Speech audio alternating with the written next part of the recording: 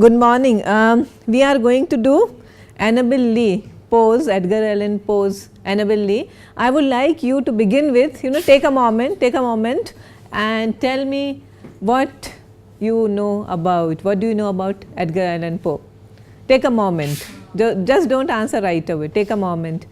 Note down your points. What do you know about Edgar Allan Poe?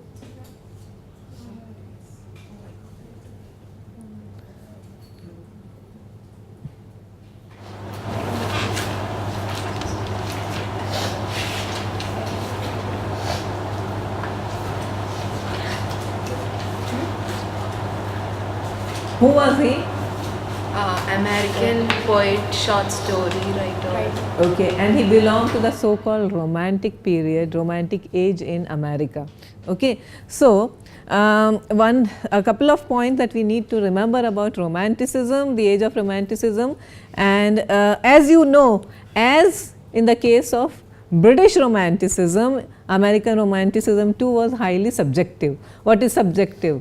Concerned with the individual, okay, and it was a response to the preceding age, the neoclassicism. Good, okay. So, a response to the preceding age of neoclassicism, we are talking about American romanticism.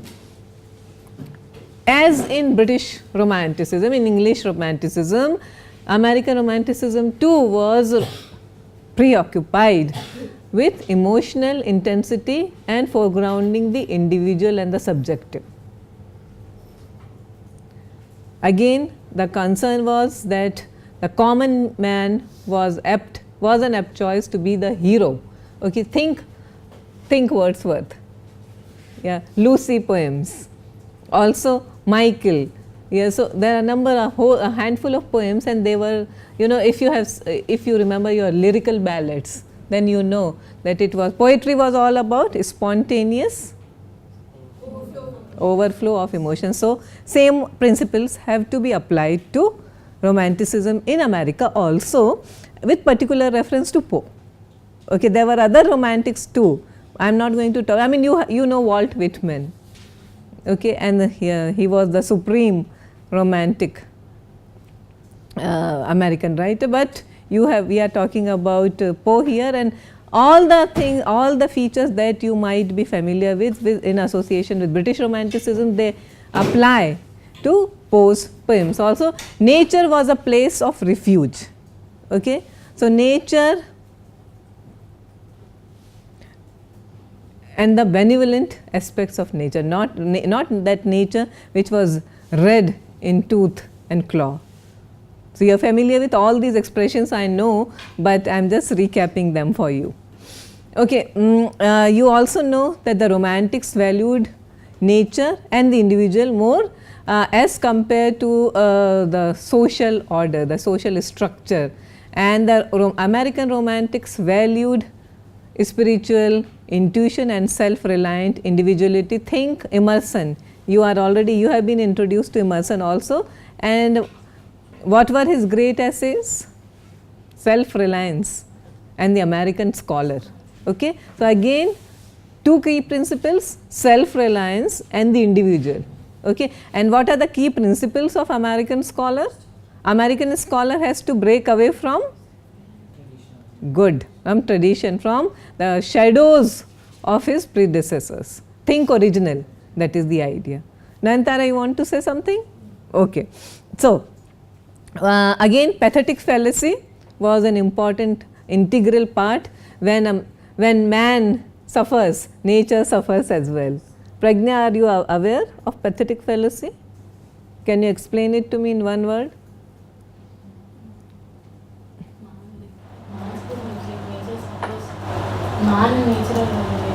Exactly. So, nature is not a passive observer, but actively participates with human beings, engages with individuals, okay, sympathetic to people. The romantics proposed certain realistic techniques also, and one important key element was the local color. Now, what do you understand by the local color? Is it an extension of the common man hero? Good, yeah. So local color means giving a touch of the local region. Okay, the region that, so you know Hardy's Wessex novels, yeah? Okay, you know Wordsworth's, which Lake District? Aren't you familiar with these terms? Okay, Lake District of Wordsworth, okay, Hardy's region, Faulkner's provincialism, okay, so provincial territory. So writers being preoccupied or engaged in conversation, discourse with their immediate surroundings. So they are not thinking global, they are thinking local. Okay, and also when you think local, you become, what does your work reflect? The sound, the smell, the sight of the local. Okay, so you have local people, their language, their concerns. Am I making myself clear? Okay, so that is what local color means. Wordsworth's rustics. Okay. That's a feature of American literature in general, right? Most of the That is British to begin with in origin, okay, but then American also. like Yeah. most of Please. the books we've read, like when they talk, they like the writers stress on their dialect. O'Neill, for example. And Yeah. even Yeah. Twain. Yeah. Mark Twain. Yes. Good. Can you apply that to Hemingway? Is he a writer of the local color? So maybe, you know, yeah. So there may be exceptions. Okay. Yeah. Can you apply that to Dreiser? Not necessarily. So yes, you have Twain, you have Faulkner, you have Flannery O'Connor. Okay, they are the writers of the local color, but don't fall into the dangerous habit of making sweeping statements. Yes. Again, so celebration, what are the key features? Let me repeat it for you. Celebration of the individual, that is at the heart. Expression of deep spontaneous emotions. Emphasis on creativity and the sublime. Think Longinus. You have done literary criticism and Longinus, so you know sublimity is an integral part of it, and celebration of nature and the individual. So one key writer of this period was Ralph Waldo Emerson. What was the third point? Sublime nature, individualism, deep spontaneous and deep emotions, and celebration of nature and sublime. Sublimity not necessarily of the higher order, but to find nobility in the commonest of all creatures. So coming back to Emerson, it was Emerson who ushered in American Romanticism. We credit him for growth of his and his spontaneous growth of Romanticism in America. We know that he is associated with the theory, with the philosophy of transcendentalism along with Thoreau. And other writers, key writers of this period are Walt Whitman and also Emily Dickinson, the great poets. Now Emerson's Nature, his essay, it bears testimony to his romantic worldview and expresses several of his ideas on individualism. What is so foregrounding individualism in American literature? That is a key Emersonian trait. So nature is perceptible only to the eye and heart of the child. You know, that's what the British romantics believed in, and that's what the American romantics believed in, such as Emerson, that nature is perceptible only to the eye and heart of the child and someone who has retained the spirit of infancy. What does it mean? Innocence. Yeah. So nature has to celebrate innocence. So literature should foreground innocence in it. So according to Emerson, the whole of nature is a metaphor of the human mind, the relation between the mind and matter is not fancied by some poets, but it stands in the will of God. So, nature is akin to God. Now, these concepts may look quite simple in a classroom discussion, but they are loaded with meaning, they are very deep. Okay, so, nature is God, nature is child. The basic idea is innocence, celebration of innocence and purity. Again, look at Thoreau's Walden, seminal work of transcendentalist writers, published in 1854, where it is a template of sorts for an authentic life that can be lived only if one leads a simple life away, shorn of all materialistic pleasures.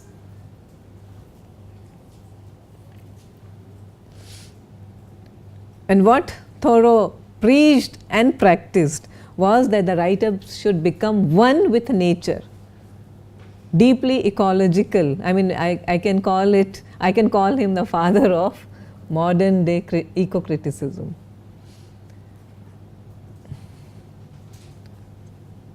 You also have someone like Nathaniel Hawthorne, okay, and you are already familiar with the Scarlet Letter. Okay. Now, he too drew upon the theories of Emerson and Thoreau, and also the German Enlightenment philosophy, as well as Coleridge's view on fancy and imagination, where Coleridge stresses upon fancy or imagination? Fancy or imagination? Yeah, and for Hawthorne also. So, those were the influences on all the American writers, the German romantics, the German practitioners of the so called Enlightenment philosophy, and also Coleridge and his imagination. And remember, Coleridge too was heavily influenced by the German ideas of Enlightenment. Along with Herman Melville, Hawthorne derided the twin concepts of industrialization and mechanism, commercial, materialistic American society. Industrialization, commercialism, materialism, and as we have already seen in the Scarlet Letter, he too was obsessed with the theory, with the themes of sin, guilt, redemption. Sin, guilt and redemption. Now, coming to Edgar Allan Poe, he lived between 1809 to 1849, relatively brief life, just 40 years. Are you aware of his biographical details? He was a poet, he was a short story writer, and he was an occasional critic. Major works, you know, Raven. Of course, Raven doesn't need any Raven, R-A-V-E-N, The Telltale Heart, The Fall of the House of Usher, The Murders in the Rue Morgue, The Purloined Letter. Now, tell me what you know of Poe now against this background. You know Raven and you know The Purloined Letter. Gothic themes. Good. Horror. Yes. Mystery, Gothic in nature, horror. So, he is the father of all this genre. Even I'm not sure, but detective. Yeah. The Purloined Letter. Yeah, Yeah. So, he is the one who started it all. And of course, in we The theme of the dead woman in his poems. Yeah. So repeating. A lost love. Lost love, A dead love. lover. Even in Raven. the Raven. why did he is write that? Why reckless. did he write about lost loves and dead women he lost? I think in philosophy of combustion, he claims that it has the most emotional value, and that's the reason it is one of the most ideal Yeah. things to write. This is like poet.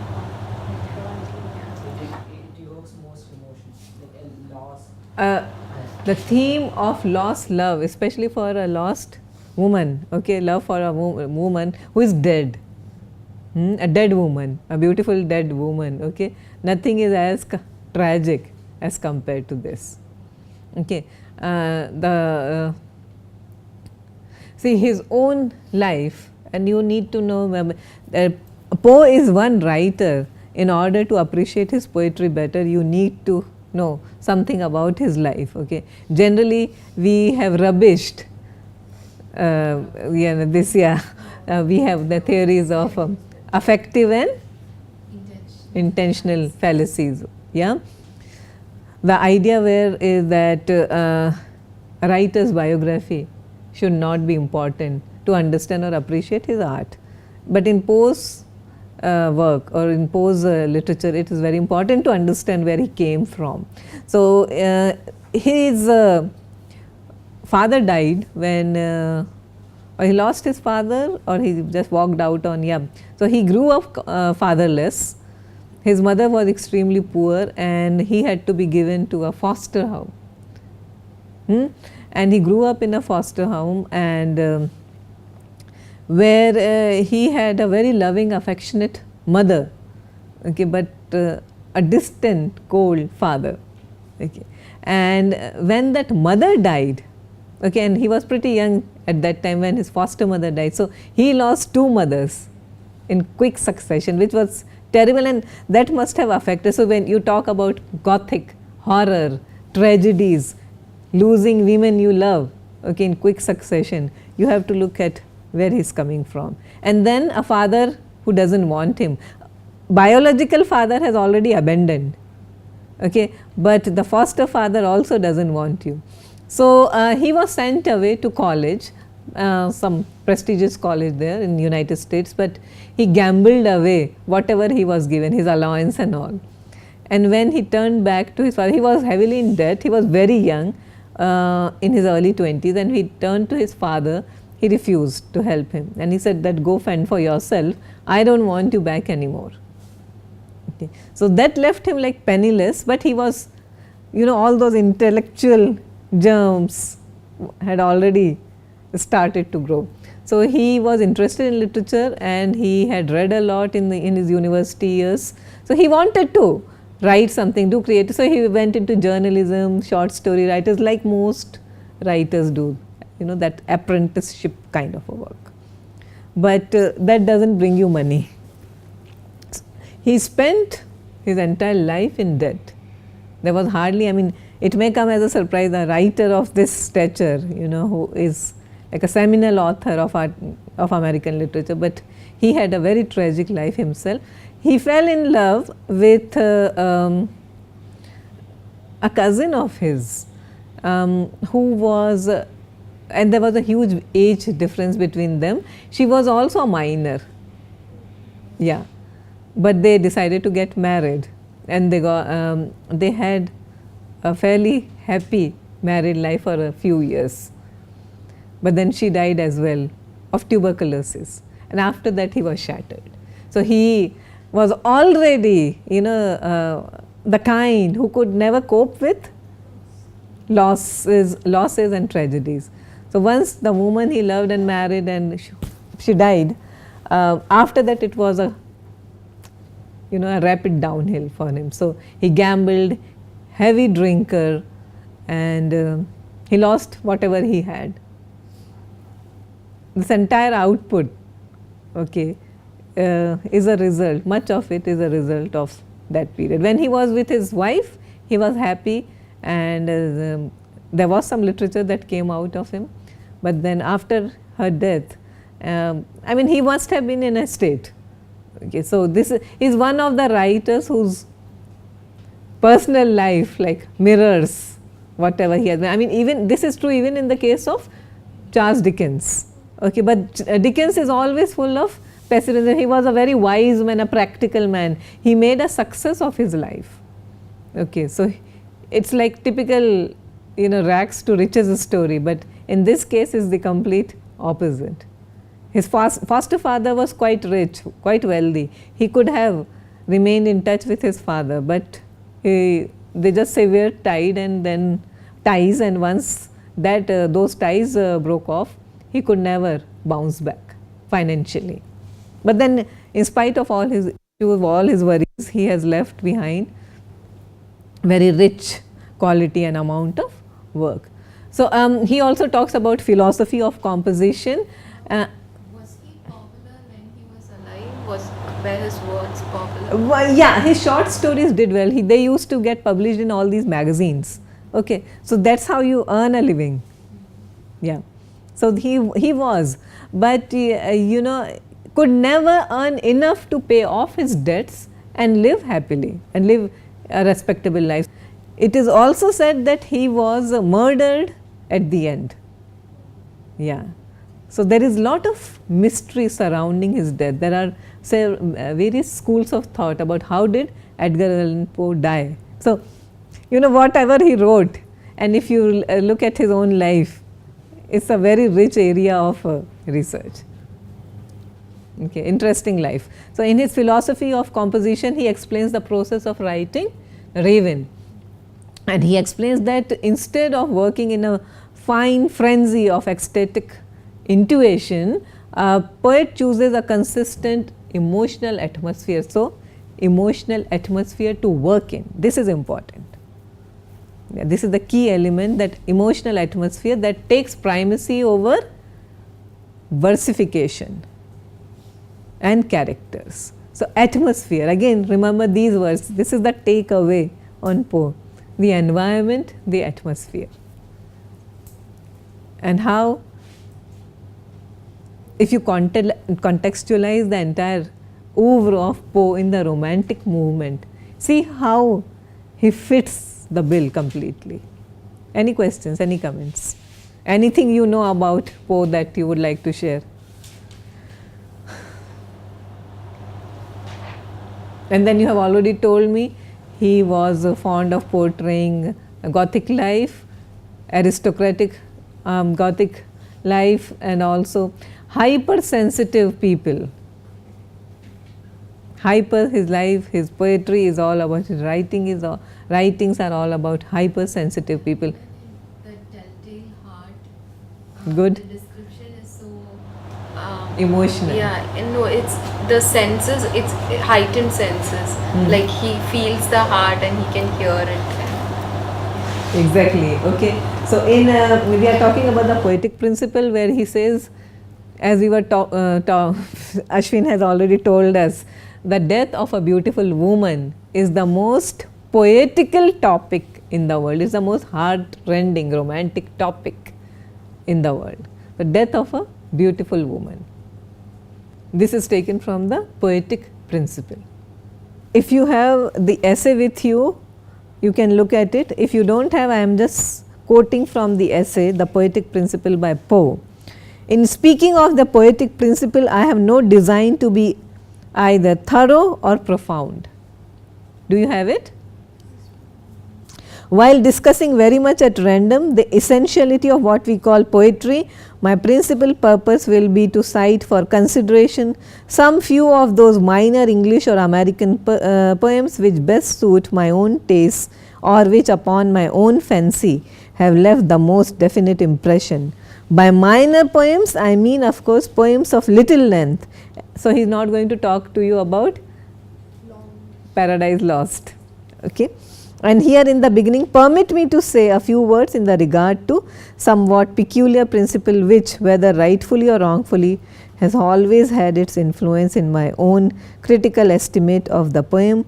I hold that a long poem does not exist. I maintain that the phrase a long poem is simply a flat contradiction in terms.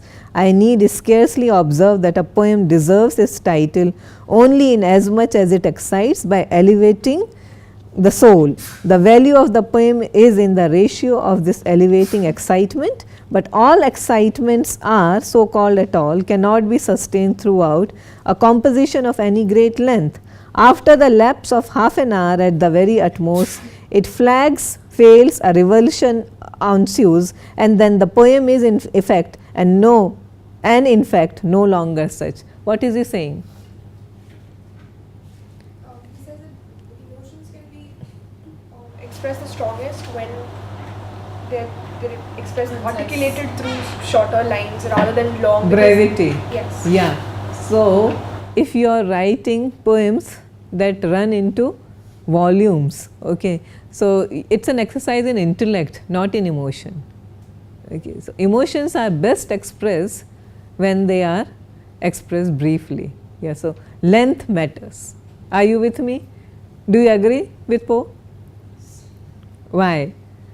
When if you have the time and the inclination to write lengthy volumes, then how does the question of emotion come up at to begin with? You know, you are it's an intellectual effort, an exercise. There cannot be emotions involved, spontaneous. So look at all the greatest poems of Wordsworth. What's the running length? Think Michael, think Lucy. Shorter poems, We Are Seven, Daffodils, Solitary Reaper. All of us are familiar with these poems, yeah. Okay. So emotions strike us more. But when you look at Shelley's Adonis, do you think it's an exercise in emotion or intellect? More intellect, yeah. It's a lengthy, it's a long poem, okay. Yeah, but Keats's Ode to the Nightingale, Grecian Urn, they are all emotion. Yes. It is clear that a poem may be improperly brief. Undue brevity degenerates into mere epigrammatism, the way Pope used to write. A very short poem, while now and then producing a brilliant or vivid, never produces a profound or enduring effect. There must be the steady pressing down of the stamp upon the wax. And here let me speak briefly on the topic of rhythm, contending myself with the certainty that music in its various works of meter, rhythm and rhyme is of so vast and important in poetry as never to be wisely rejected, is so vitally important an adjunct that he is simply silly who declines its assistance. I will not now pause to maintain its absolute essentiality. It is in music perhaps that the soul most nearly attains the great end for which, when inspired by the poetic sentiment it struggles, the creation of supernal beauty. It may be indeed that here this sublime end is now and then attained in fact. We are often made to feel with a shivering delight that from an earthly harp are stricken notes which cannot have been unfamiliar to the angels. What is he talking about? The music of a poem, the rhyme, the meter, yeah, and especially in poems of moderate length. Yeah, I am reading all this, I am trying to sensitize you all with all these issues and his theories of creative writing, because all this is in order to understand and appreciate the poem better. Okay.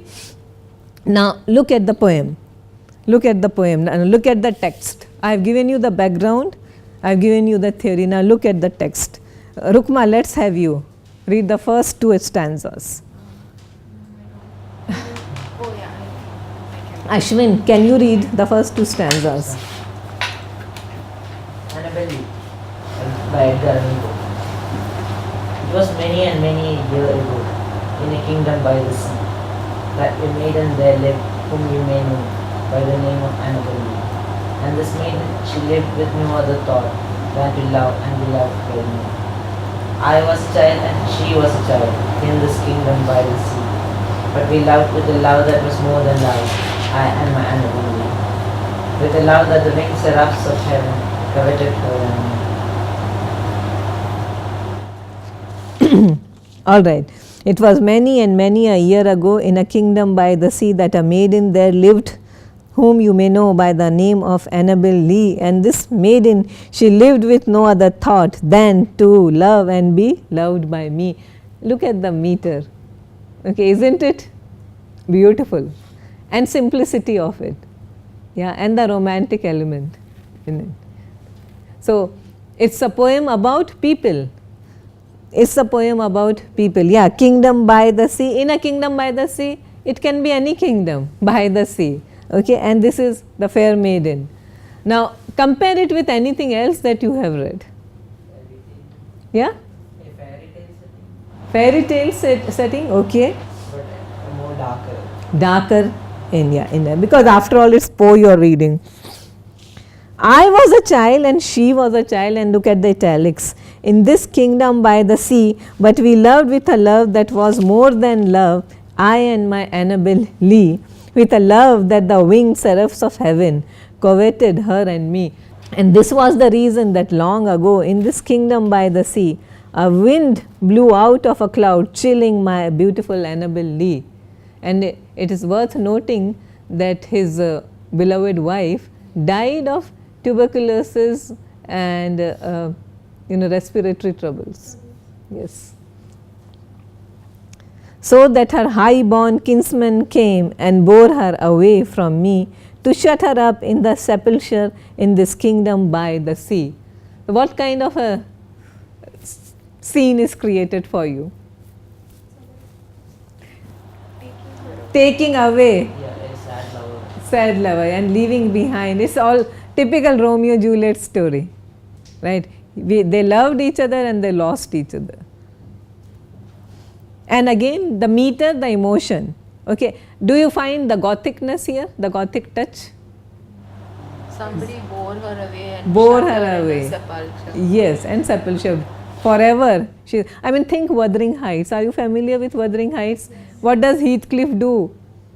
Once she dies, once Catherine dies and is buried, what does he do? Mourn her. He's angry with everyone, but what else? He does something else. He actually does that. Yeah, he opens her tomb.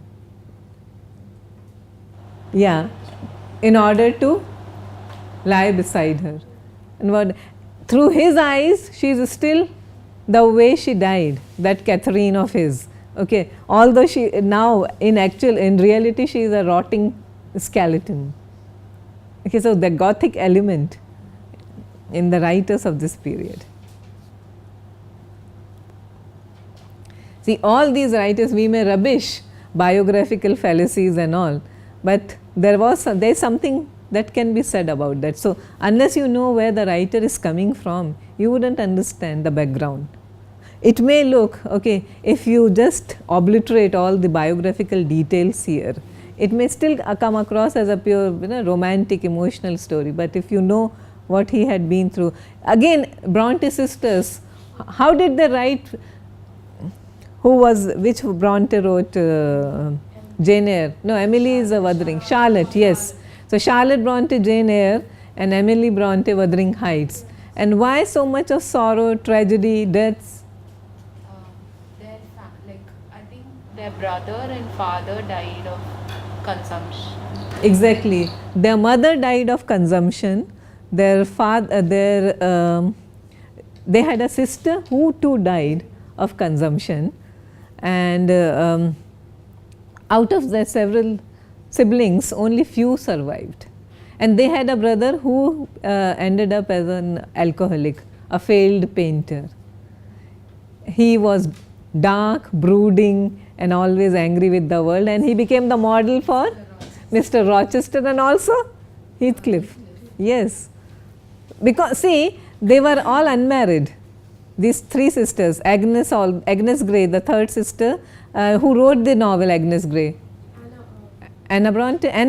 Yes, okay. Yeah, so they were, they never married, they died young. They were all in their 30s. Are you aware of that? The Bronte sisters died pretty young. But what? Yeah, an output had they left behind. So, and so they grew up. Their father was a parish priest. And it was also a time of some kind of a plague in their county. So every day there would be deaths around them. And the father had to preside, had to do the rites, the rituals of the dead. So the sisters grew up among them, and there would be scenes of funeral and coffins and graveyards. So much visible and prominent in their own works, because that's what they grew up with.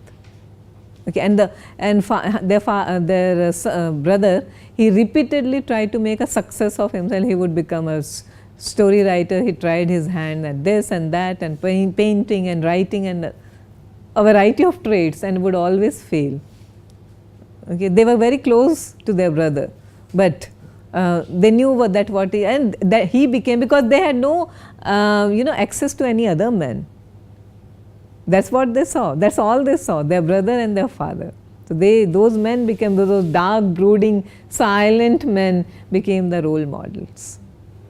Edgar Allan Poe had a different kind of a life. Okay, so he had been widely exposed to excellent education, wealthy friends, gambling friends, okay, drunkards, the low lives. So he had a variety of, he had seen society in all its forms. Okay. The angels, not half so happy in heaven, went envying her and me. Yes, that was the reason, as all men know in this kingdom by the sea, that the wind came out of the cloud by night, chilling and killing my Annabel Lee. But our love, it was stronger by far than the love of those who were older than we, of many far wiser than we, and neither the angels in heaven above nor the demons down under the sea can ever dissever my soul from the soul of the beautiful Annabel Lee. Do you require any explanation here? It's very clear. Okay. For the moon never beams without bringing me dreams of the beautiful Annabel Lee, and the stars never rise, but I feel the bright eyes of the beautiful Annabel Lee. Now, can you connect this to your Gothic readings, the novels that you must have read? Yes, so even Wuthering Heights is a supreme example of Gothic novel, Gothic horror, mysteries, and romances, of course. And the stars never rise, but I feel the bright eyes of the beautiful Annabel Lee, and so all the night tide I lie down by the side of my darling, my life and my bride, in her sepulchre there by the sea, in her tomb by the sounding sea. Now, I would like you to take a moment and apply the poetic principle. Do you have access to the poetic principle right now? Yes. Can you apply some of the principles to this poem? Do this exercise.